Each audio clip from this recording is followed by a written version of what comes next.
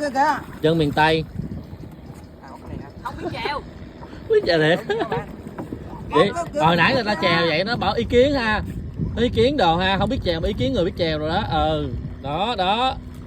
Biết chèo không vậy ba? Móc ra, móc ra ra. Trời ơi, ý kiến đồ. Chữ thì sao? Đó, nó chèo mà đụng máy người ta tùm lum tùm lưa đó, thấy chưa? Rồi ra, ngồi uống đi, đó đề máy ra. Ngồi uống.